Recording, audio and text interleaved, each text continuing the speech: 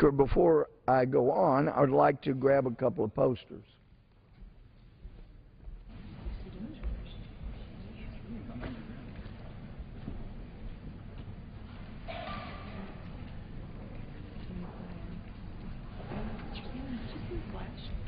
Grabbing some posters.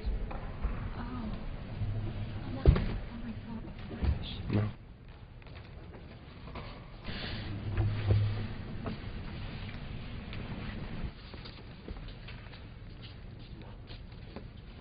It's all right.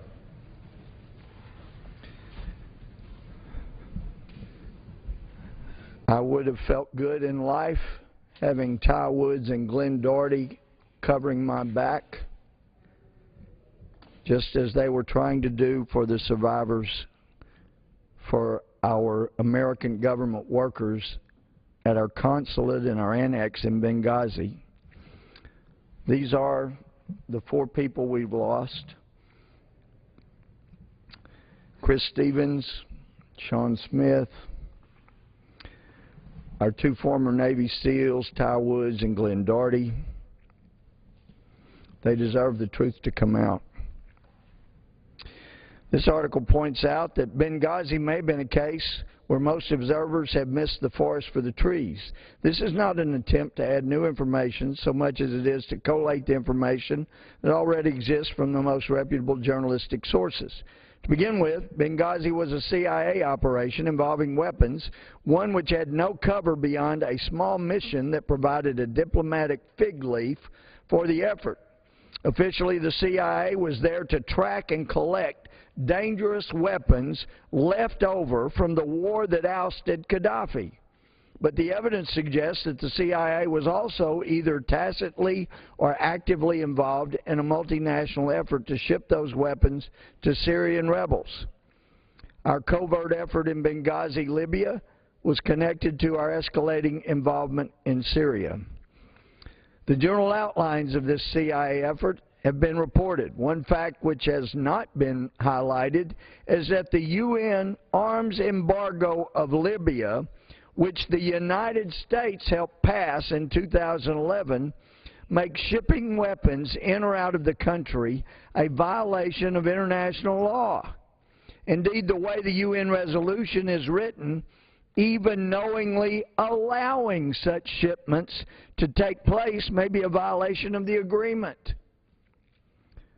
And I want to add parenthetically here, some of our concerns with having a world court and international tribunals that have jurisdiction over American citizens is that they may have laws that they decide to enforce that are against or outside what our United States Constitution allows. And I would submit that American individuals, whether they're CIA agents, military, should be accountable to the United States and under the United States Constitution and not some world court. But it should be worth noting that as this administration pushed UN resolutions, I'm not sure what the statute of limitations is, but if individuals within this administration then violated the international law that they pushed to create, then they probably need to be careful when they're traveling in years after they leave the White House or the administration efforts, because who knows, might get an indictment somewhere in one of these international tribunals that you violated the UN law you passed. You got guns into or out of Libya. You violated the law. People in this country need to understand that participating in the making of laws and that participating in the violation of laws have consequences. This article indicates that in 2012, the Obama administration publicly claimed it was working on diplomatic and humanitarian responses to the situation in Syria. But behind the scenes, the United States was aware that a network of arms shipments were being created to support the rebels. This network involved shipping weapons from Qatar and later Libya to Turkey, where they would be taken across the border and distributed to militias in Syria. In June of 2012, the New York Times reported that a contingent of CIA agents were operating secretly in Turkey to help vet which groups would receive the weapons. But later reporting by the Times indicated the CIA was doing more than just vetting. Article goes on down and mentions that the Wall Street Journal reported at the time, this was back in June, that the CIA, the Central Intelligence Agency, has begun moving weapons to Jordan from a network of secret warehouses and plans to start arming small groups of vetted Syrian rebels within a month, expanding U.S. support of moderate forces battling President Bashar al-Assad, according to diplomats and U.S. officials briefed on the plans. To sum up, the CIA encouraged the creation of multinational arms pipeline, helped shop for weapons to fill it, vetted the groups who would receive these weapons in Syria, and since June of 2013 contributed U.S. weapons to the mix. With that backdrop in place, we can now return our attention to Libya. During the U.S. involvement in overthrowing Libyan dictator Muammar al-Gaddafi during 2011, the Obama administration became aware that shipments of weapons were making their way to Gaddafi's troops, allowing them to resupply themselves and pose a greater threat to civilians. And I might add parenthetically with Gaddafi that Gaddafi was an ally of this administration and this country at the time that this administration chose to destroy and help remove. So in February, the article says, the U.S. and other allied nations, including the U.K. and France, pushed for a package of international sanctions which became UN Security Council Resolution 1970.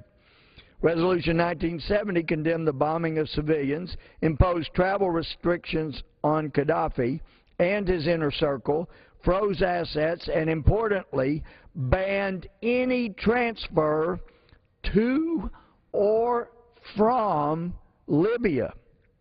In addition, Resolution 1970 requires member states, upon discovery of such arms, to destroy them. A second resolution, numbered 1973, was passed a month later in March of 2011. A resolution created a no-fly zone and reaffirmed that member states were expected to help enforce the embargo by inspecting any sea or air vessels believed to be shipping weapons to or from Libya. If discovered, such weapons were to be destroyed. But despite Resolution 1970, the New York Times reported in April of 2001 that shipments of arms were reaching Libyan rebels from Qatar. Another in-depth story published in December 2012 describes how the U.S. winked at these shipments despite concerns that some weapons were falling into the hands of extremists. Parenthetically, I might insert, duh.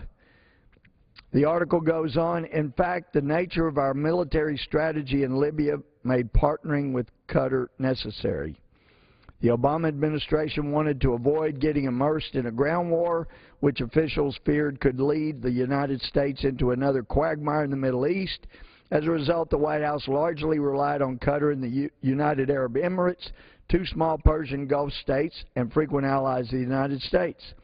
After discussion among members of the National Security Council, the Obama administration backed the arms shipments from both countries, according to two former administration officials briefed on the talks. Quote, the UAE was asking for clearance to send U.S. weapons, said one former official. Quote, we told them it's okay to ship other weapons, unquote. But the American support for the arms shipments from Qatar and the Emirates could not be completely hidden. NATO air and sea forces around Libya had to be alerted not to interdict the cargo planes and freighters transporting the arms into Libya from Qatar and the Emirates, American officials said. Again, that would be a direct violation of the UN resolution that we helped push into international law. The article says this pattern of winking at violations of the UN arms embargo of Libya was repeated after Gaddafi's ouster. With the war in Libya at an end and the one in Syria ramping up, the direction of the arms pipeline simply reversed itself. Whereas weapons had been coming into Libya from Qatar, they now headed out of Libya back to Qatar and from there on to either Mali or Syria by way of Turkey. A June 21st, 2013 New York Times story points out that local militias were organizing these shipments, including flights this year from Tripoli to Benghazi, but the shipments out of Libya are said to have been taking place for a year, beginning several months before the 9/11 attack in Benghazi that killed these 4 American patriots. To sum up, the U.S. approved and cleared a path for a pipeline of weapons into Libya during the revolution in 2011. That pipeline would eventually reverse course to provide the same spare weapons to rebels in Syria. Both efforts seem to violate the UN resolutions which the U.S. helped pass in early 2001. But late in 2001, the United States realized its revolution on the cheap in Libya had a worrisome downside. Thousands of dangerous anti-aircraft weapons were loose in Libya, attracting militants who might wish to use them to commit terrorist acts against civilian air traffic. Something had to be done. So the article goes on to talk about how we sent people into Libya to try to reclaim the weapons that we had helped provide, including surface-to-air missiles. Article says a month later, just 3 days after the 9/11 attack in Benghazi, the Times of London reported that a Libyan ship carrying 400 tons of weapons, including SAM-7, those are U.S. missiles, surface-to-air anti-aircraft missiles, docked in Turkey. This was the largest known shipment of weapons to Syria at the time.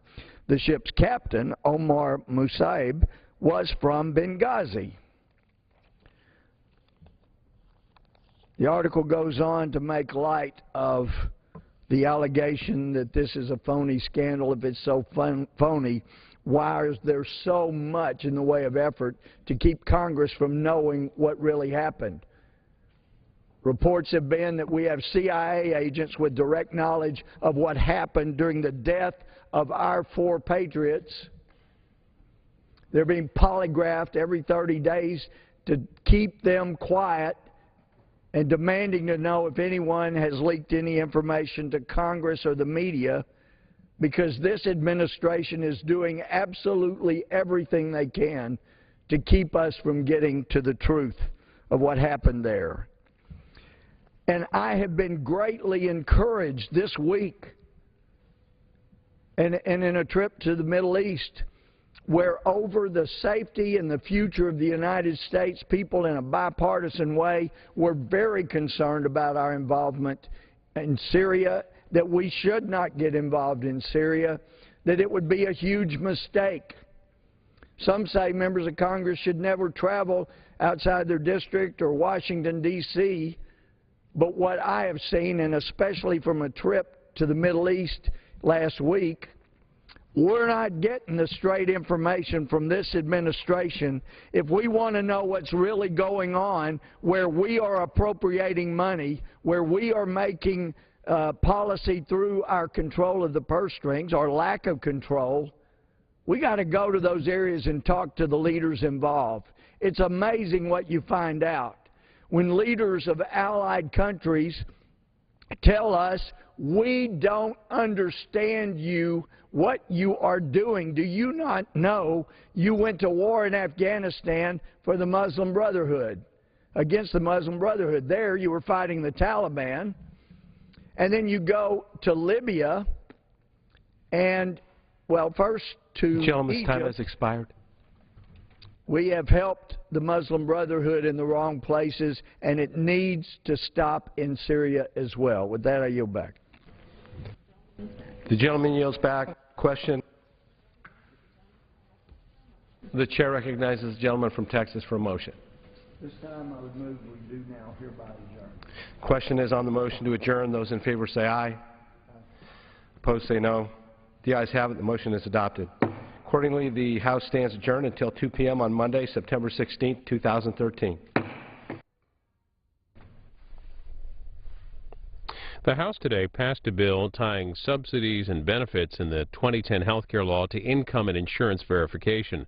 The Senate has no plans to take up the legislation, and the White House has issued a veto threat on the measure. By some accounts, it's the 41st time the House has voted to delay, defund, or repeal all or parts of the Affordable Care Act, also known as Obamacare. Following the conclusion of legislative business for the week, House Majority Leader Eric Cantor and Minority Whip Steny Hoyer came to the floor to talk about the schedule for the next week and the rest of the month. Leader Cantor announced that members should expect a be in session the week of September the 23rd, a time they had planned to spend in their districts. They also talked about an upcoming bill to temporarily fund the federal government, the measure known as the Continuing Resolution, or CR, and about the raising of the debt limit. It's been reported that Republicans want to tie defunding the health care law to those bills.